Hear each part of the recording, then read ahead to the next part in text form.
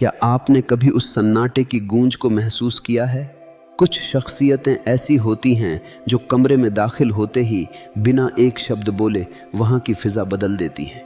न वे चिल्लाते हैं न गिड़गिड़ाते हैं, वे बस एक गहरी और स्थिर खामोशी ओढ़ लेते हैं और यही खामोशी हवा का रुख मोड़ देती है। अचानक सामने वाले लोग असहज होने लगते हैं, उनकी नजरें जवाब ढूंढने लगती हैं। जो लोग यह गुमान पाले बैठे थे कि वे तुम्हें उंगलियों पर नचा सकते हैं, उन्हें झटका लगता है कि दरअसल वे तुम्हारे बारे में कुछ जानते ही नहीं थे। जरा कल्पना करो, अगर तुम भी इसी शक्ति को अपना लो तो क्या हो अगर तुम हर क्रिया पर तुरंत प्रतिक्रिया रिएक्शन देना बंद कर दो। अगर तुम शोर मचाने के बजाय मौन धारण कर लो। अगर तुम हर बात का जवाब देने के बजाय एक कदम पीछे हट जाओ। यही वह गुप्त साम्राज्य है जहां तुम्हारी असली ताकत छिपी है। जब तुम हर वक्त हर किसी के लिए, चाहे वह शब्दों में हो या भावनाओं में, उपलब्ध रहना छोड़ देते हो, तो तुम लोगों के हाथ से वह रिमोट कंट्रोल छीन लेते हो जिससे वे अब तक तुम्हें नियंत्रित करते आए थे। वे तुम्हें कैसे पकड़ते थे? तुम्हारे तुरंत आने वाले गुस्से से, तुम्हारी अना न कह पाने की कमजोरी से या तुम्हारे खोने के डर से। लेकिन जिस दिन तुमने अपनी भावनाओं की ये डोरें काट दी, उस दिन बाजी पलट जाती है। जब तुम अचानक सुलभ, अवेलेबल नहीं रहते तो कौन तिल मिलाता है? कौन बेचैन होकर तुम्हें उकसाने की कोशिश करता है ताकि तुम्हारा पुराना रूप बाहर आ सके? ध्यान देना, यह उनकी बेचैनी तुम्हारे बारे में कम और उनके अपने डर के बारे में ज्यादा बताती है। कड़वा सच तो यह है कि आज तक तुमने अपनी कीमती जीवन ऊर्जा उन लोगों पर लुटाई है जो उसके रत्ती भर भी हकदार नहीं थे। हर बार जब तुमने अनचाहे में हाँ कहा, तुमने अपने कद को छोटा किया। हर बार जब तुमने तुरंत पलटकर जवाब दिया, तुमने अपनी सत्ता दूसरों को सौंप दी। तुम भावनाओं में बहकर अपना खून जलाते रहे, ये वो तो को वो तजादे है, और अंत में तुम्हें क्या मिला? सिर्फ थकान, झुंझलाहट और एक ऐसा खालीपन जिसे शब्दों में बयां नहीं किया जा सकता। मैं यह इसलिए कह रहा हूं क्योंकि तुम उन लोगों के लिए बहुत ज्यादा हाजिर हो जिन्हें तुम्हारी खामोशी का एक कतरा भी नसीब नहीं होना चाहिए था। मेरी बात का गलत मतलब मत निकालना। मैं तुम्हें सन्यासी बनकर दुनिया छोड़ने को नहीं कह रहा। मेरा कहना है कि खुद को पहले चुनो। महान विचारकों ने कहा है कि असली अनुशासन स्वयं को जानना है। जब तुम्हें यह एहसास हो जाता है कि एक समझदार चुप्पी हजारों खोखली बहसों से ज्यादा भारी होती है, तो तुम्हारे भीतर एक नई शक्ति का उदय होता है। जब तुम पीछे हटते हो तो वह भागना नहीं है, वह होश में आना है, वह खुद को रिचार्ज करना है। अब खुद से पूछो, कब तक दूसरों की भावनाओं के गुलाम बने रहोगे? कब तक कठपुतली की तरह उनके इशारों पर नाचोगे? क्या अब वह वक्त नहीं आ गया कि तुम उस धागे को काट दो? थोड़ा रहस्यमय, मिस्टीरियस बनो, क्योंकि जिस दिन तुम हमेशा उपलब्ध रहना बंद कर दोगे, दुनिया तुम्हें देखने का नजरिया बदल लेगी। हमें बचपन से एक ही पाठ पढ़ाया गया, सबको खुश रखो, तुरंत जवाब दो, अच्छे बनो। हमें यह झूठ रटाया गया कि हमारी कीमत इसी में है कि हम दूसरों के कितने काम आते हैं, लेकिन वास्तविकता इसके ठीक विपरीत है। अत्यधिक उपलब्धता कोई गुण नहीं, बल्कि एक कैद खाना है। तुम जितना ज्यादा झुकते हो, लोग तुम्हें उतना ही पायदान, डोरमैट समझने लगते हैं। लोग तुम्हें एक स्विच की तरह इस्तेमाल करते हैं। जब मन किया दबा दिया, जब मन किया बंद कर दिया, जरूरत पड़ी तो याद किया, काम खत्म हुआ तो भुला दिया। कितनी बार तुमने अपने आंसुओं को पीकर मुस्कुराया है?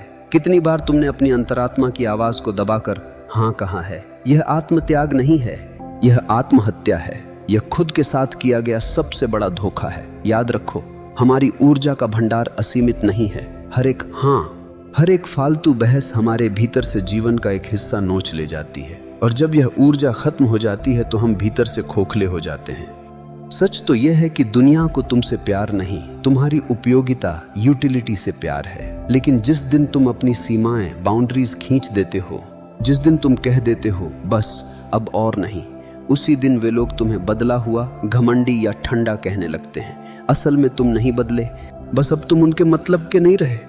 जीवन का एक क्रूर नियम है, जो चीज बाजार में हर वक्त मिलती है उसकी कीमत कौड़ियों के भाव हो जाती है। जिस चीज के लिए संघर्ष नहीं करना पड़ता उसकी कोई कद्र नहीं करता।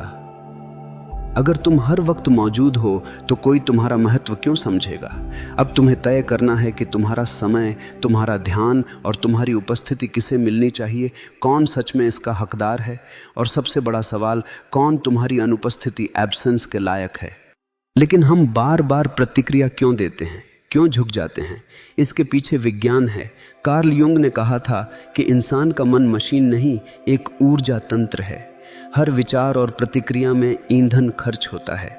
क्या तुम खुद तय करते हो कि यह ईंधन कहाँ खर्च होगा, या दुनिया तय करती है? जब तुम किसी की बेतुकी आलोचना पर सफाई देने लगते हो या किसी के उकसाने पर भड़क जाते हो, तो तुम अपनी शक्ति उन्हें उपहार में दे रहे होते हो। जिसका तुम विरोध करते हो वह तुम्हारे विरोध से ही ताकत पाकर और मजबूत हो जाता है। यही कारण है कि तुम हमेशा थके हुए महसूस करते हो। तुम कमज़ोर नहीं हो, बस तुम्हारी ऊर्जा सही जगह नहीं लग रही।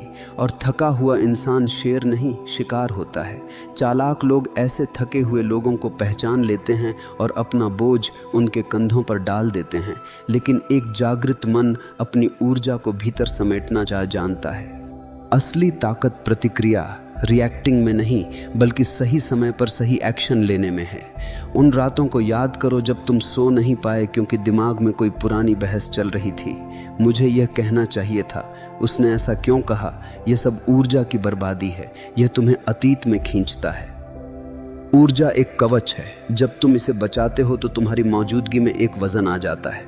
तुम कमरे में घुसते हो और लोग बिना कुछ कहे तुम्हारी ओर खींचे चले आते हैं। इसे ही तेज कहते हैं। लेकिन अगर तुम्हारी ऊर्जा बिखरी हुई है तो तुम्हारी चीख भी किसी को सुनाई नहीं देगी। अपने छिद्रों, लीक्स को पहचानो। कौन सी बातें तुम्हें गुस्सा दिलाती हैं, कौन से लोग तुम्हें उकसाते हैं। यही वे छेद हैं जहां से तुम्हारी शक्ति बह रही है। इन्हें बंद करो। इसका मतलब पत्थर बनना नहीं है, बल्कि सजग बनना है, अपने मन का मालिक बनना है। जब तुम अपनी ऊर्जा बचाना सीख जाते हो तो दूसरों के मनोवैज्ञानिक खेल तुम पर असर नहीं करते। जो लोग तुम्हारी दयालुता का फायदा उठाते थे, जो बेल की तरह तुमसे लिपटकर तुम्हारा रस चूस रहे थे, वे तुम्हारे सख्त होते ही सूखने लगेंगे। अगली बार जब तुम चुप रह जाओगे, जब तुम प्रतिक्रिया नहीं दोगे, तो समझ लेना कि खेल अब तुम्हारे हाथ में है। तुम्हारी यह अनुपलब्धता उनके लिए एक संकट बन जाएगी। तुम्हारा मौन कोई कमजोरी नहीं, तुम्हारी आत्मा की दहाड़ है। बेशक यह आसान नहीं होगा। जब तुम अपनी शर्तों पर जीना शुरू करोगे तो कुछ लोग नाराज होंगे, वे तुम्हें उकसाएंगे, तुम्हारी आलोचना करेंगे। लेकिन यह इस बात का सबूत है कि तुम सही रास्ते पर हो। अब तुम उनके खेल का मोहरा नहीं रहे। आज की शोर भरी दुनिया में हर कोई अपनी बात मनवाना चाहता है, लेकिन असली जादूगर वह है जो मौन की गहराई को समझता है।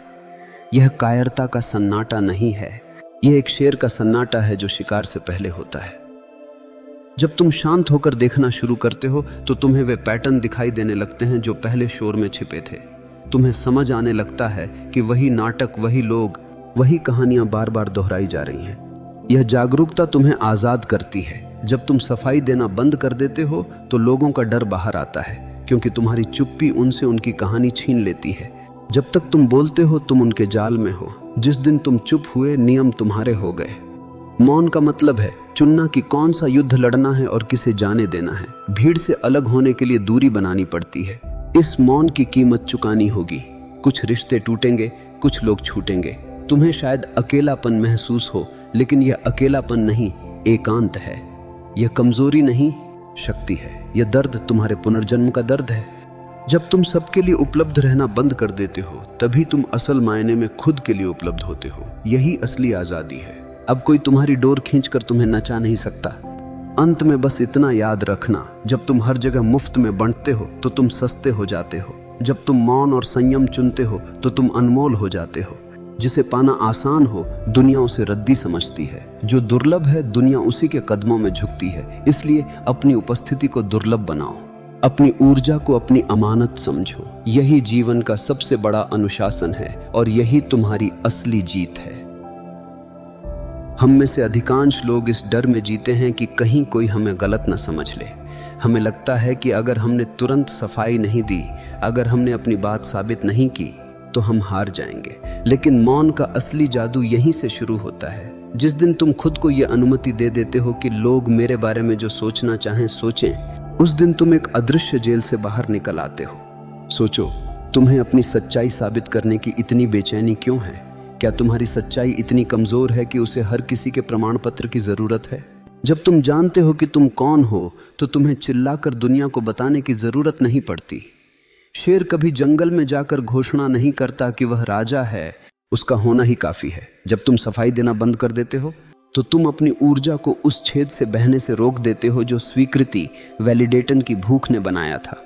इसे एक प्रयोग की तरह देखो। अगली बार जब कोई तुम्हारे बारे में झूठ बोले या तुम्हें गलत समझे तो उसे सुधारने की कोशिश मत करो, बस मुस्कुराओ और आगे बढ़ जाओ। तुम पाओगे कि यह करना आग पर नंगे पैर चलने जैसा मुश्किल है, क्योंकि हमारा अहंकार चीखता है, उसे बताओ कि मैं सही हूं। लेकिन अगर तुम उस पल उस आग को बर्दाश्त कर गए तो तुम पाओगे कि सामने वाला व्यक्ति उलझन में पड़ गया है। वह तुम्हारे विरोध के लिए तैयार था, तुम्हारी बहस के लिए तैयार था, लेकिन तुम्हारी शांति के लिए उसका कोई प्लान नहीं था।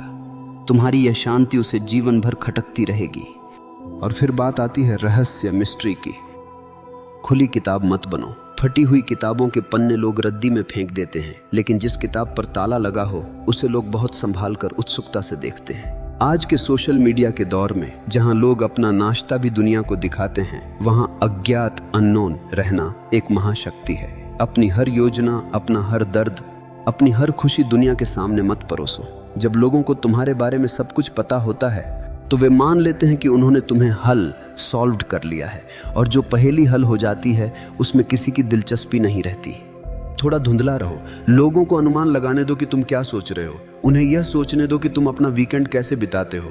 जब तुम अपने पत्ते सीने से लगाकर खेलते हो तो दुनिया तुम्हें हल्के में लेना बंद कर देती है। यह अहंकार नहीं है, यह आत्म संरक्षण, सेल्फ प्रिजर्वेशन है। अपने जीवन के सबसे कोमल और कीमती हिस्सों को सिर्फ उन लोगों के लिए बचा कर रखो जिन्होंने तुम्हारे भीतर तक झांकने का अधिकार कमाया है।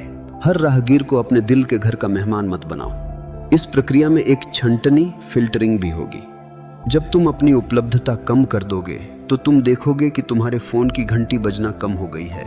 भीड़ छंटने लगेगी। शुरू में यह तुम्हें डराएगा। तुम्हें लगेगा, तुम्हें टेंडी, क्या मैं अकेला पढ़ रहा हूं? नहीं, तुम अकेले नहीं हो रहे, तुम शुद्ध, रिफाइंड हो रहे हो। वे लोग जो सिर्फ तुम्हारा खून पीने आते थे, वे लोग जिन्हें सिर्फ एक जी हजूरी करने वाला साथी चाहिए था, वे खुद तुम्हारे जीवन से गिर जाएंगे जैसे सूखे पत्ते पेड़ से गिर जाते हैं। और जो लोग इस बदलाव के बाद भी तुम्हारे साथ खड़े रहेंगे, वही तुम्हारे असली रत्न हैं। मौन एक ऐसी छलनी है जो रेत को बहा देती है और सोने को रोक लेती है। याद रखना, शून्य, वैक्यूम का अपना एक विज्ञान है। प्रकृति को खालीपन पसंद नहीं है। जब तुम बातचीत के बीच में चुप हो जाते हो तो एक वैक्यूम बनता है, और इंसान की फितरत है कि वह उस खालीपन को भरने के लिए घबराता है। जब तुम चुप रहोगे तो सामने वाला व्यक्ति उस चुप्पी को भरने के लिए ज्यादा बोलेगा, और अक्सर उस घबराहट में वह अपना असली सच उगल देगा। अगर तुम किसी के मन की असली बात जानना चाहते हो तो उससे सवाल पूछकर चुप हो जाओ और अपनी आंखों से उसे देखते रहो। उसका नकाब उतर जाएगा। तुम्हारी चुप्पी एक आईना बन जाएगी जिसमें उसे अपना असली चेहरा दिखेगा। और यही कारण है कि झूठ बोलने वाले लोग शांत लोगों से डरते हैं। तो अब से अपनी हाँ को महंगा कर दो। तुम्हारी हाँ कोई मुफ्त में बंटने वाला पर्चा नहीं होनी चाहिए। तुम्हारी हाँ एक पुरस्कार होनी चाहिए जो बहुत सोचने समझने के बाद दी जाती है। जब तुम हर किसी के काम के लिए, हर पार्टी के लिए, हर मदद के लिए हाँ कहते हो तो तुम अपनी प्राथमिकताओं, प्रायोरिटीज का कत्ल करते हो। वॉरेन बफेट ने कहा था कि सफल लोग और बहुत सफल लोगों में यही फर्क है कि बहुत सफल लोग लगभग हर चीज को ना कहते हैं। जब तुम ना कहते हो तो तुम किसी और को ठुकरा नहीं रहे हो, तुम खुद को स्वीकार कर रहे हो। तुम अपने समय, अपनी ऊर्जा और अपने लक्ष्यों को हाँ कह रहे हो। उस अपराध बोध, गिल्ट को त्याग दो जो तुम्हें ना कहने पर महसूस होता है। यह अपराध बोध समाज का दिया हुआ जहर है ताकि तुम उनके काम आते रहो। अंत में यह समझो कि तुम एक गंतव्य, डेस्टिनेशन हो, कोई स्टॉप ओवर नहीं। जो लोग तुम्हारे जीवन में आते हैं उन्हें यह महसूस होना चाहिए कि तुम्हारी उपस्थिति एक विशेषाधिकार, प्रिविलेज है, अधिकार नहीं। और यह तभी होगा जब तुम खुद अपनी उपस्थिति का सम्मान करोगे। अपनी ऊर्जा को एक लेजर बीम की तरह बनाओ, न कि एक बल्ब की तरह जो हर दिशा में बिना मतलब रोशनी फैला रहा है। जब तुम मौन, संयम और अनुपलब्धता के इस रास्ते पर चलोगे तो तुम पाओगे कि तुम्हारे भीतर एक गुरुत्वाकर्षण, ग्राविtas पैदा हो गया है। अब तुम्हें लोगों को अपनी ओर खींचने की कोशिश नहीं करनी पड़ती। तुम्हारा केंद्र इतना मजबूत हो गया है कि दुनिया खुद तुम्हारी परिक्रमा करने लगती है। तुम अब एक मांगते हुए भिखारी नहीं, बल्कि अपनी ही दुनिया के सम्राट हो। यही वह जगह है जहां असली शक्ति रहती है। शोर में नहीं, सन्नाटे में, भीड़ में नहीं, एकांत में, और हाँ में नहीं, बल्कि एक सशक्त और स्पष्ट ना में।